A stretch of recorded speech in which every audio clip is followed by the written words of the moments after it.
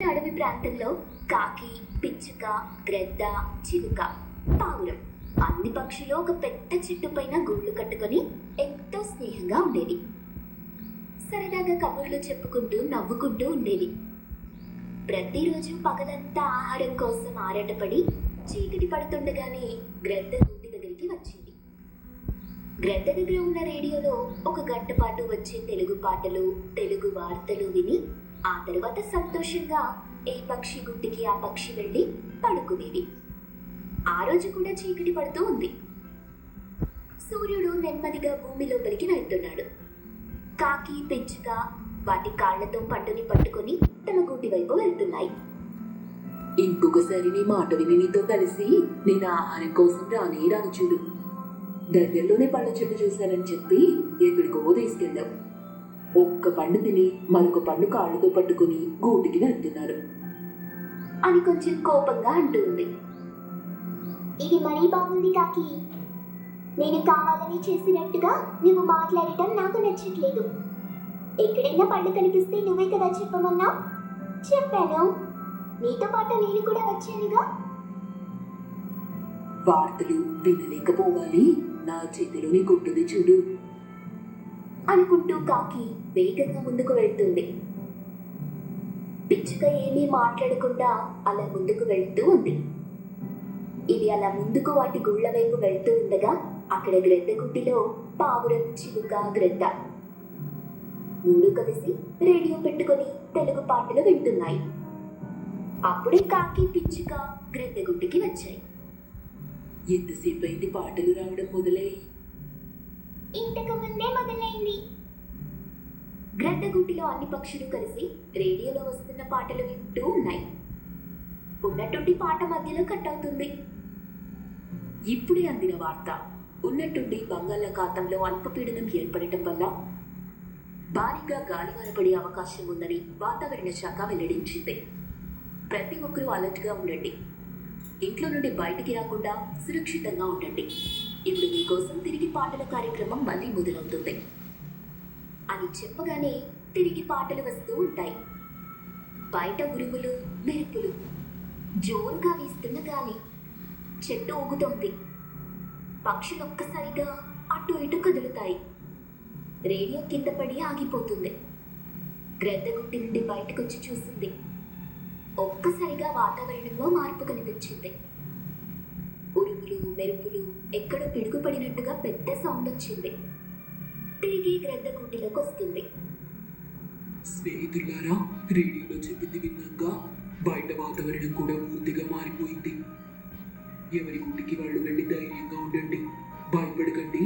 ఒక విధంగా భయంకరమైన వర్షం పడేలాగుంది. ఎప్పటికప్పుడు కిటికీలో నుండి వరద నీటిని గమనిస్తూ ఉండండి. అప్పుడే నాలో భయం మొదలైంది. నేను ఇక్కడ నీతోనే ఉండాలి మిత్రమా, నువ్వు కాదంటే నా మీద ఒట్టే వెళ్ళండి, ధైర్యంగా ఉండండి అని చెప్పి మిగతా పక్షుల్ని తన గుడ్డి నుండి పంపించేసింది గ్రద్ద. ప్రతి పక్షి భయపడుతూనే వాటి గూటికి చేరుకున్నాయి. ప్రతి పక్షి తన గుడ్డిలో క్యాండిల్ వెలిగించి కిటికీ దగ్గర ఉండి బయటికి చూస్తూ ఉన్నాయి. బయట ఉరుములు, మెరుపులు, వర్షం మొదలైంది.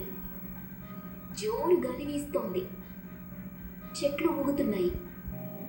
పక్షులన్నీ గోళ్లలో తమ ప్రాణాలు అరచేతిలో పెట్టుకుని దీనంగా కిటికీలో నుండి బయటికి చూస్తూ ఉన్నాయి. ఇదే వర్షంరా బాబు, సునామీలా వచ్చి ఒక్కసారి ముంచెత్తితే ఎలాంటి ఇబ్బంది ఉండదు. పోయే ప్రాణం ఒక్కసారిగా పోతుంది. ఈ భయంకరమైన ఉరుముల మెరుపుల గోలేంటో ఏమో అనుకుంటూ ఉండగానే వరద నీరు పెరిగిపోతూ ఉంది. చెట్టు మునిగిపోతుంది. కాకి ఎదిరి పడుతుంది. వామో, వరద నీరు నా గూటిని ముంచెత్తేలాగుంది. లాభం లేదు, నా పైన పిచ్చుక గూటికి వెళ్తాను అనుకుని తన గూటిలో నుండి బయటకొచ్చి వర్షంలో తడుస్తూ పిచ్చుక గుడ్డి దగ్గరికి వస్తుంది. పిచ్చుక, ఓ పిచ్చుక, తలుపు తీవే. వరద నీటిలో నా గూడు మునిగిపోతుంది.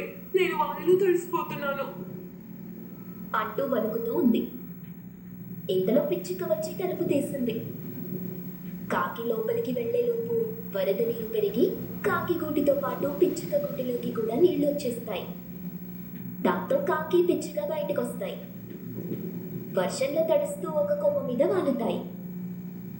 అయ్యో పిచ్చుగా, నీ గుడి కూడా పోయిందా? ఇప్పుడు మనం గ్రద్ద దగ్గరికి వెళ్తాం. అప్పుడు మనం క్షేమంగా ఉండొచ్చు. నాకు అదే అనిపిస్తుంది. అనుకుని పిచ్చుక కాకి గ్రద్ద గుడి దగ్గరికి వచ్చాయి. గ్రద్ద మాత్రం తన గూటిలో ఉన్న స్టవ్ మీద పావురాన్ని చంపి కాల్చుకొని తింటూ ఉంది. పాపం, నా దొంగ బుద్ధి తెలియని పావురం నా గుడిలో ఉండిపోయింది. తన ప్రాణాలు కాపాడుకోవచ్చు అనుకుంది, కానీ నా ఆకలి తీరుస్తోంది. అసలు ఈ బయట వర్షం చలిగా ఉంది. ఇప్పుడు వేడివేడిగా ఈ పావురాన్ని తింటే ఉంటుంది అసలైన మజా. అనుకుంటూ ఉండగా వరద నీరు పెరిగిపోతోంది. గాలి జోరుగా వీస్తుంది.